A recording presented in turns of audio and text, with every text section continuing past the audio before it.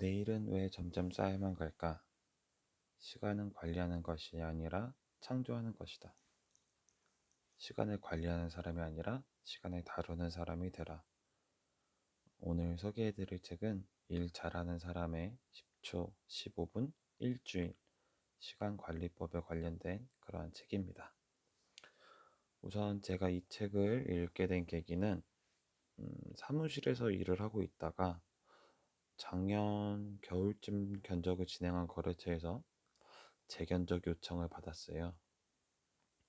작년에 제출하였던 견적서와 당시 현장 방문했을 때 다이어리에 작성한 견적 내용들을 비교하기 위해서 책상 구석에 있던 작년 다이어리를 찾던 도중에 이 책을 발견을 하게 되었습니다. 우선 책 디자인이 눈에 먼저 들어왔고 생각보다 얇아 보이는 그런 좋은 첫 인상을 받아서 다음 독서 토론은 이 책인가 라는 생각으로 첫 페이지를 열어보았습니다. 이 책의 저자는 저는 잘 몰랐지만 러닝 테크놀로지 기업 트라이온의 창업자 미키 다케노브로 1년 안에 마스터하는 집중형 영어 회화 프로그램 토라이즈 서비스를 시작 1년 만에 흑자로 전환시킨 창업자이고 수강생 수는 1,500명 정도 달하는 정도의 급성장을 하는 기업의 CEO라고 합니다.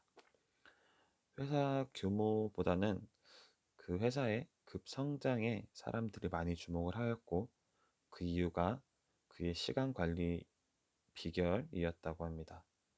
또한 저자는 그 비결이 손정희 회장 곁에서 비서실장을 일하며 확립한 시간 노하우 덕분이었다고 이야기하고 있습니다.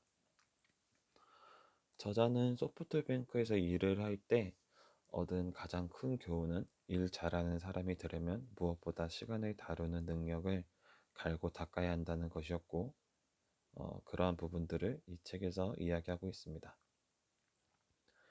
이 책에는 일하는 방식에 대한 실무자의 진지한 고민과 함께 시간 관리에 대한 구체적인 예시들이 많이 있었습니다.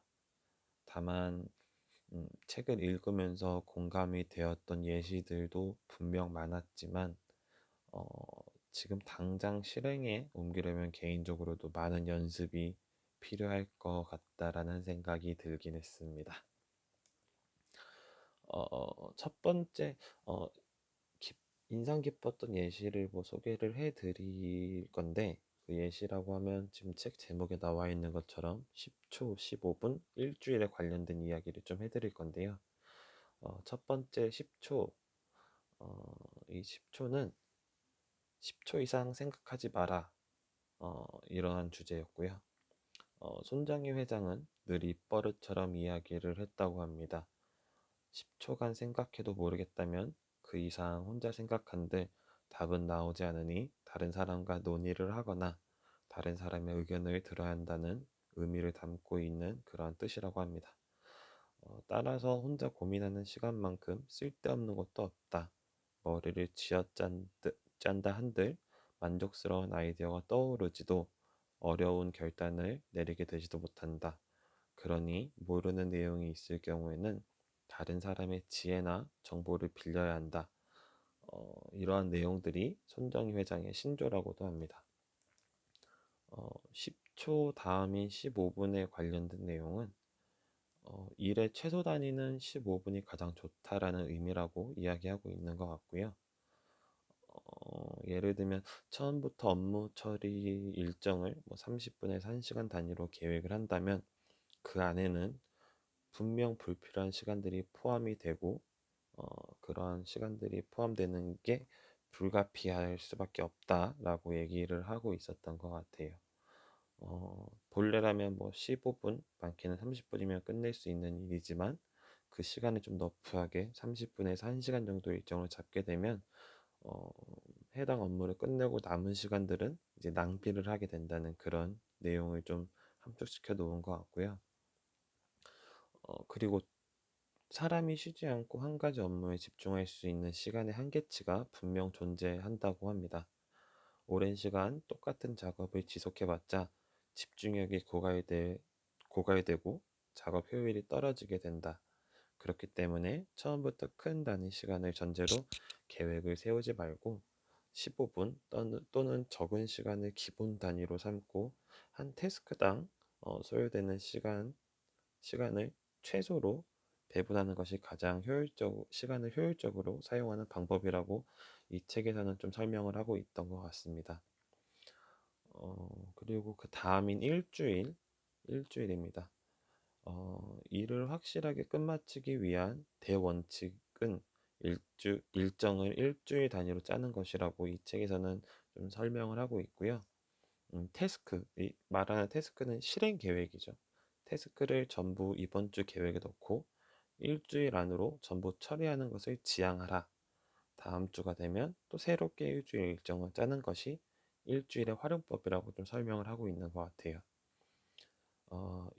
이런 식으로 주간화야말로 일을 신속하게 처리할 수 있는 키포인트라고 짚어주고 있었고요.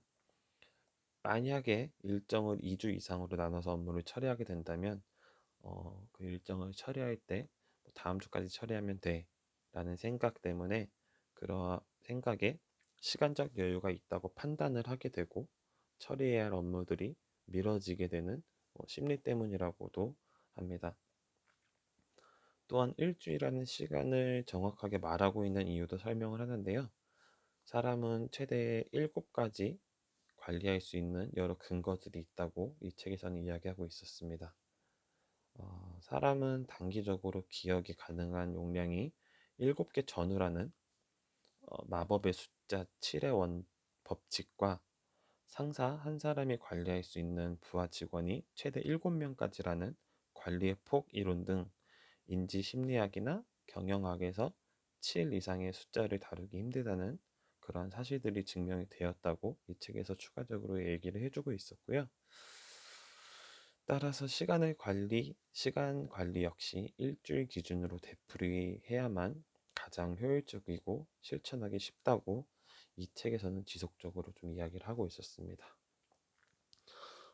어, 이 책은 누구에게나 주어진 시간을 어떻게 관리하는지 방법을 좀 계속적으로 이야기하고 있다고 좀 느꼈어요. 시간은 유일하게 돈으로 살 수 없고 누구에게나 공평하게 24시간이 주어지는 점 또한 이 책에서 읽을 수 있었고요. 책에서 읽었던 시간 관리 원칙들은 그다지 어렵지 않고 이해하고 실천한다면 자연스럽게 시간을 다루는 능력이 좀 좋아질 수 있다고 생각이 됐습니다. 다만 개인적으로도 노력이 좀 많이 필요할 수 있을 거라고 개인적으로 그렇게 생각을 했고요. 근데 만약에 이러한 노력을 통해서 시간을 다루는 능력이 지금보다 향상된다면 제 생각에는 이 책에서도 말하고 있지만 시간에 얽매이지 않고 시간을 주도하는 삶을 통해서 업무 효율도 높아질 수 있을 거라고 생각이 됐고 그렇게 되면 퇴근 후에도 개인 삶의 질이 높아질 수 있다라고 이 책을 읽으면서 개인적으로 느끼게 되었습니다. 이 정도로 저의 독서 소개는 마치도록 하겠습니다. 이 책은 한 번씩 읽어보는 거 좋으실 것 같아요. 네, 추천드립니다. 감사합니다.